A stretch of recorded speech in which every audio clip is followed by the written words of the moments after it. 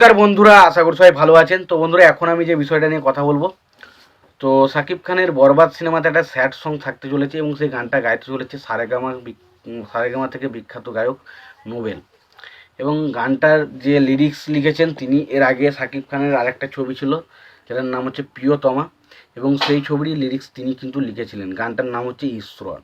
এবং আমরা জানি সেই ঈশ্বর গানটা যখন প্রিয়তমা ছবিতে এসেছিল, এমন কোনো মানুষজন ছিল না যারা এই গানটা শুনে কাঁদেনি। তো আশা করাই যায় যে বরবাদ ছবিরও এমন কিছু গান আমরা একটা পাবো, যেটা দেখে জাস্ট আমরা ভুলতে পারবো না এবং চোখ দিয়ে জাস্ট মানে কোনো কারণ ছাড়াই কিন্তু চোখ দিয়ে জল পড়তে থাকবে। তা আমরা আশা করতেই পারি। তো খুবই একটা এক্সাইটমেন্ট খবর যে এরকম একটা ভালো গান থাকতে চলেছে, এবং গানটার যে লিখেছেন সে কিন্তু এর আগে প্রিয়তমা ছবির ঈশ্বর গানটাও লিখেছিলেন। তো সেই বিষয়গুলো নিয়ে এখন আলোচনা করব। তো তার আগে একটাই কথা বলবো আপনাদেরকে, যদি চ্যানেলটা নতুন হয়ে থাকেন অবশ্যই আপনারা চ্যানেলটা সাবস্ক্রাইব করে নেবেন, আর যদি আপনাদের ভিডিওটি ভালো লেগে থাকে অবশ্যই লাইক কমেন্ট শেয়ার করতে ভুলবেন না। তো দেখুন, প্রথমত আমি যে কথাটা বলবো সেটা হচ্ছে এই যে গানটা, এবার নোবেলের গলায়, কুণাল আর নোবেল ওই নোবেল নয়, এটা আলাদা। তো দেখা যাক নোবেল গানটা কেমন গায়। তো আশা করছি ভালো গান গাইবে।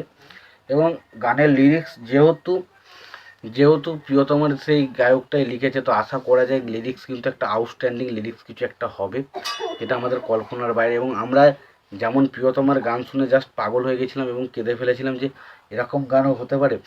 তো সত্যি কথা বলতে দেখুন, প্রিয়তমা ছবির মধ্যে অনেক গানই ভালো হয়েছিল, হিট হয়েছিল, বাট সবথেকে বেশি মানুষ চর্চা করেছিল এবং সবচেয়ে বেশি মানুষ এক্সাইটেড ছিল বা সবচেয়ে বেশি ভালো লেগেছিল প্রত্যেকটা মানুষের, এটা হচ্ছে ঈশ্বর গানটা। প্রিয়তমা গানটা এমনিতে পপুলার হয়েছে, বেশি মানুষ শুনেছে, প্রচুর ভিউজ পেয়েছে, সেটা আমি মানছি। কিন্তু বাট যদি আপনি ভালো করে দেখেন ছবির বিচারে বা কোনো মানুষ যে গানটার উপর সবচেয়ে বেশি কথা বলেছিল, যে গানটা নিয়ে, সেটা হচ্ছে ঈশ্বর।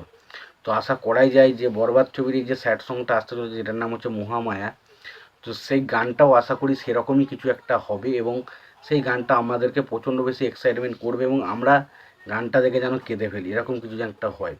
তো আশা রাখছি সেরকম কিছু একটা হবে, এবং এই গানটা আমাদেরকে সিনেমা হল পর্যন্ত এগিয়ে নিয়ে যাবে। তোমাদের কি মতামত এই গানটা সম্বন্ধে তোমরা অবশ্যই জানিও।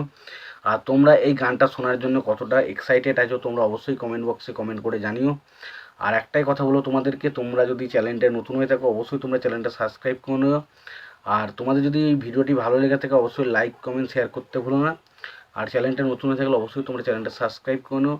তো এটুকুই বলবো যে দেখুন, অবশ্যই চ্যানেলটাকে ফলো করুন। এবং আপনাদের উদ্দেশ্যে একটা কথা বলি যে আপনাদেরকে অনেক খেটে খুঁটে অনেক কষ্ট করে ভিডিওগুলো বানাই।